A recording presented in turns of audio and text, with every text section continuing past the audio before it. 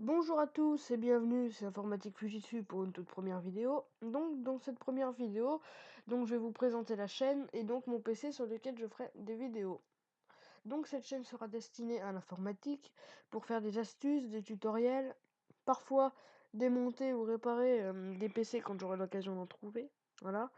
Alors pour l'instant, comme vous avez pu le constater, il y a VMware d'ouvert.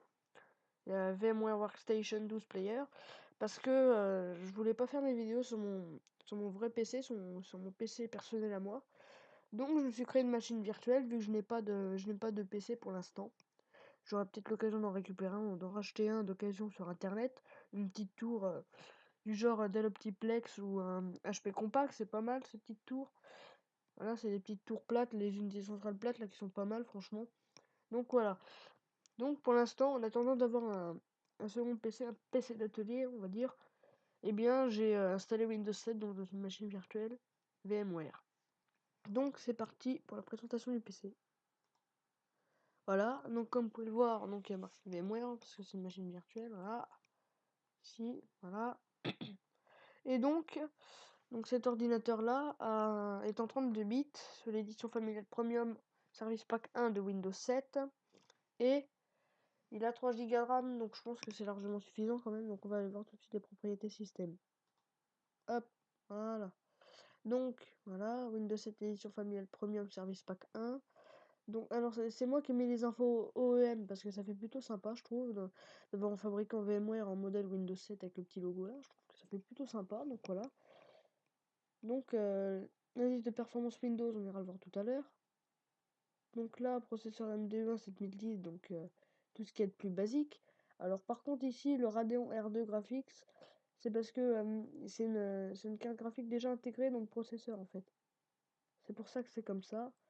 Donc ça tourne à 1,5 GHz, donc c'est plutôt correct quand même pour fréquence processeur. Donc comme je vous ai dit, 3 Go de RAM en 32 bits, ça doit être largement suffisant je pense. Et donc voilà, informatique dessus. Donc parce que c'est le nom de ma chaîne, voilà, ce PC ne servira qu'à ça. Voilà, il servira qu'à ça, donc voilà. Donc on va aller voir tout de suite l'indice de performance Windows. Voilà.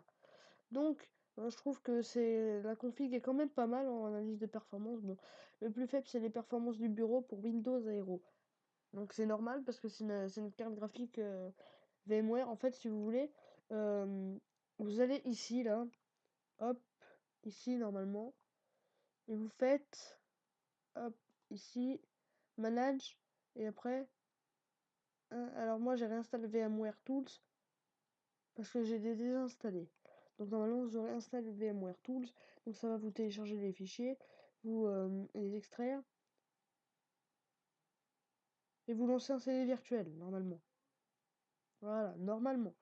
Donc voilà, après ça marche pas, bon, comme voilà. Et donc cette config est plutôt pas mal quand même, je trouve. Donc hormis les performances du bureau Windows Aero, il y a quand même des bonnes configs, moi je trouve. J'ai jamais vu un chiffre pareil pour le disque dur, enfin voilà. Plutôt une bonne config. Donc en gestionnaire de périphérique, voilà. Une carte VMware SVG en 3D, voilà. Donc une carte graphique dans les VMware Tools, comme je vous l'ai dit. C'est pas la meilleure. J'avais aussi le logo de la VMware Tools ici. Hop. Donc voilà, c'est pas la meilleure.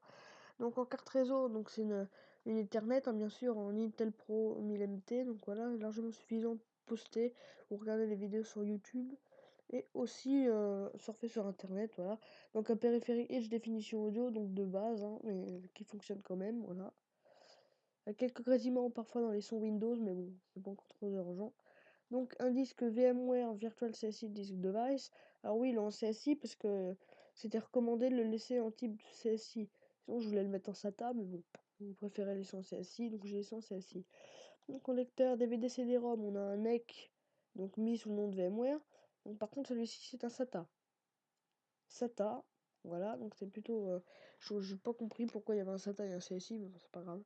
Donc alors ici, pourquoi il y a deux processeurs qui s'affichent?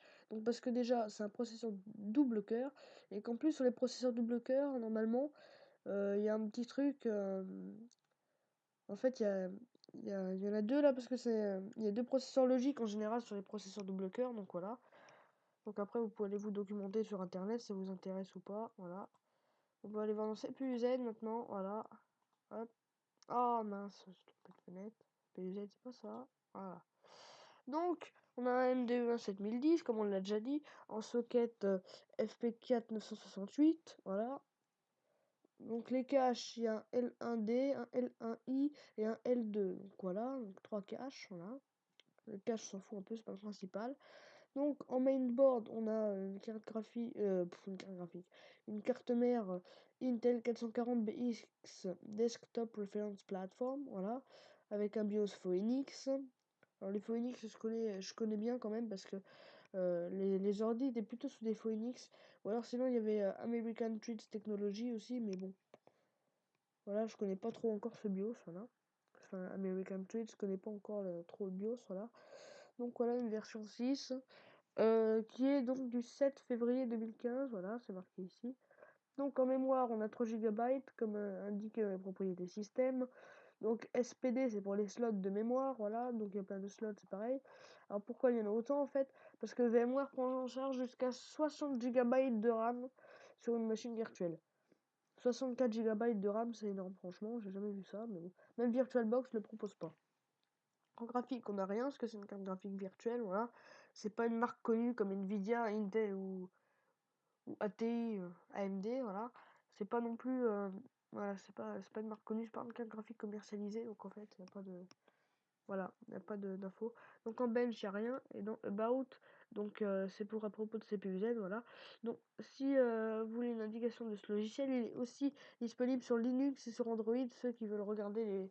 Par exemple, qui se disent, bah, j'aimerais bien regarder mon processeur sur ma tablette ou sur mon téléphone, et ben vous pouvez maintenant avec CPUZ. Et sous Linux aussi, il y a CPUZ qui existe. Donc voilà.